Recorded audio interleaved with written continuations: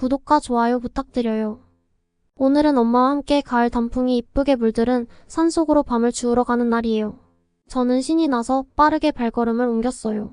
이쁘게 물든 단풍 잎이 가득한 산속에 도착하자마자 밤들이 여기저기 널려있는 게 보였어요. 우와, 밤이 정말 많네. 깡충깡충 뛰어다니며 밤을 줍기 시작했어요.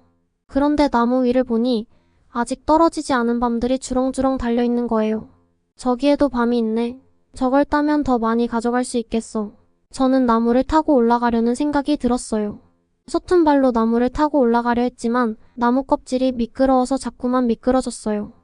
왜 이렇게 안 올라가지? 몇 번을 시도했지만 계속 실패했어요. 그때 엄마가 다가오셨어요. 미미야, 나무에 오르려는 건 위험해. 떨어지면 다칠 수 있어. 엄마의 말에 저는 멈춰 서서 생각했어요.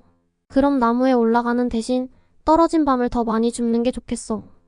결국 나무 오르기를 포기하고 다시 땅에 떨어진 밤들을 열심히 줍기 시작했어요.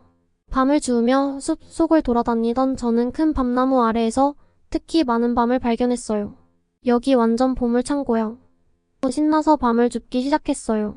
그런데 갑자기 머리 위에서 바스락거리는 소리가 들렸어요. 무슨 소리지? 그 소리가 나는 방향으로 고개를 돌렸어요. 바로 그 순간 툭! 아야! 놀라서 머리를 만져보니 밤송이 하나가 제 머리 위로 떨어진 거였어요. 순간적으로 주저앉고 말았어요.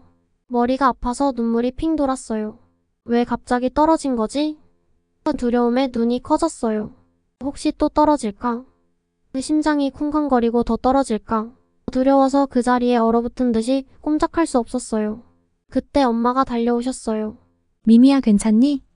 엄마는 저를 안아주며 머리를 살펴주셨어요. 밤송이는 무겁고 날카로워서 맞으면 아플 수 있어. 나무 아래에 있을 땐 항상 조심해야 해. 저는 고개를 끄덕이며 조금 안심이 되었어요. 정말 조심해야겠다. 아직도 머리가 조금 아팠지만 다시 마음을 다잡고 엄마와 함께 나무 주변의 밤을 조심스럽게 주었어요. 이거 정말 크다. 굴리면 재미있을 것 같아. 밤송이를 굴리며 놀기 시작했어요.